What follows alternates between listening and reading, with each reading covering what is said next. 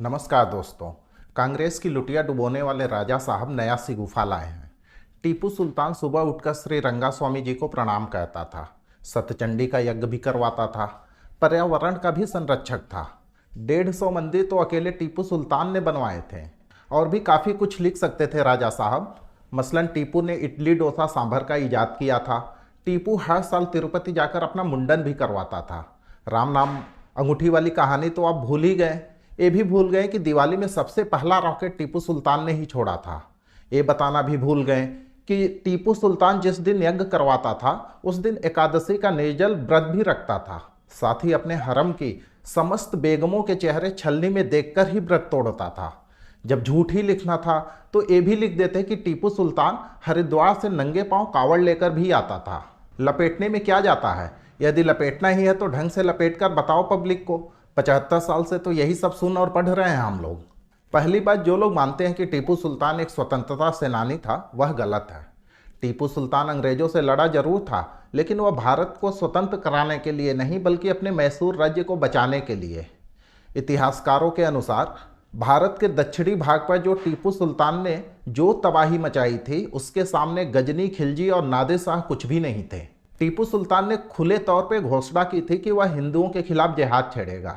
इससे दुखी होकर बहुत सारे हिंदू मैसूर से पलायन करके मालाबार में आकर अपना ठिकाना बनाए और वहां पर मसालों का बिजनेस करने लगे, जिसकी वजह से मालाबार का वह एरिया खूब समृद्ध और संपन्न क्षेत्र बन गया था।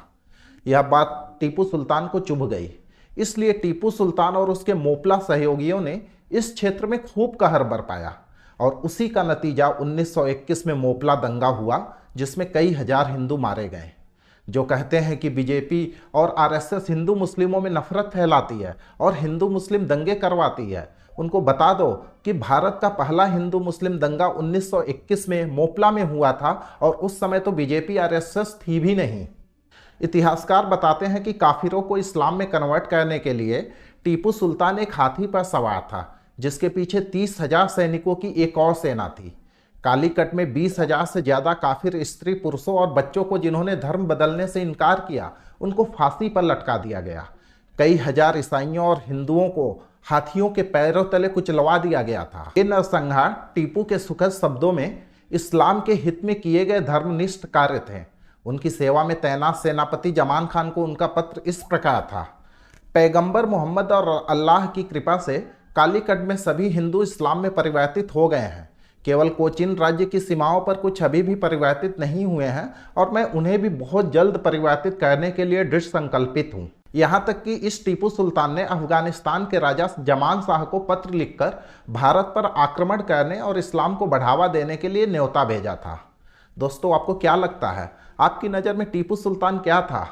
आप अपनी राय एक बार नीचे कमेंट में ज़रूर बताइए। साथ ही अगर आपने चैनल को सब्सक्राइब नहीं किया है तो आप चैनल को भी सब्सक्राइब कर लीजिए, वीडियो को लाइक कर दीजिए। साथ ही इस वीडियो को अपने दोस्तों के साथ शेयर कीजिए और पूछिए कि उनकी राय में टीपू सुल्तान कौन था।